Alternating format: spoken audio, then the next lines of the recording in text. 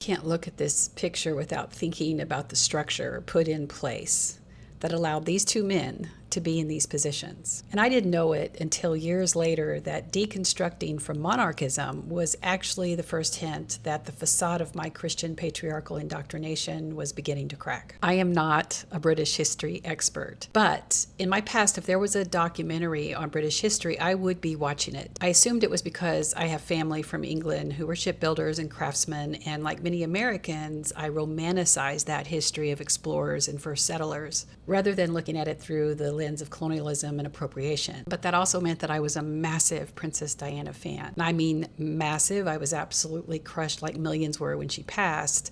Like I was in my bed sobbing. And I think some of that is because there are some touch points between me and Diana, at least in my own mind there were. We're the same age, our children are about the same age, and even though her life looked nothing like mine, I saw her struggles in her marriage and with being accepted by the royals, and I empathized with that. So sometime after she died, I became even more obsessed with British history. And I mean like obsessed. I wish I had taken a picture of the papers I had plastered on our basement wall to understand the lineage, because I wanted to understand how power came to be established. And then I got to King Henry VIII. And if you only knew the history through Jonathan Rhys-Meyer's portrayal of Henry VIII and the Tudors, you're missing a lot of history. And I started going to lectures on British history. My family, my friends, they enabled me in my obsession by giving me books and finding cute trinkets, because they too had never seen me like this about anything else. Then I got to Queen Catherine and how she came to be Henry's wife. And I won't bore you with all of that, but I could. Literally, I could. And then Henry's desire to divorce her, and then his separating from the Roman Catholic Church to establish the Church of England so that he could be the head of the church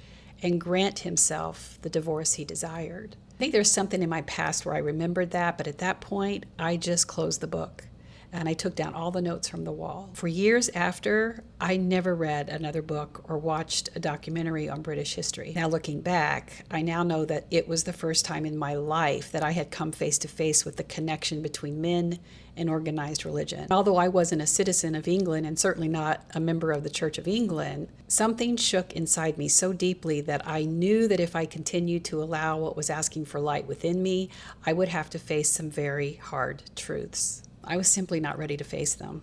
It was easier to just close the book, pack up the work as if it never happened, and move on with my life. It would be a few years before I began actively deconstructing and connecting that experience of learning about the history of the Church of England. You can find this entire video on my other channels. Be sure to subscribe to be notified when my latest teachings become available.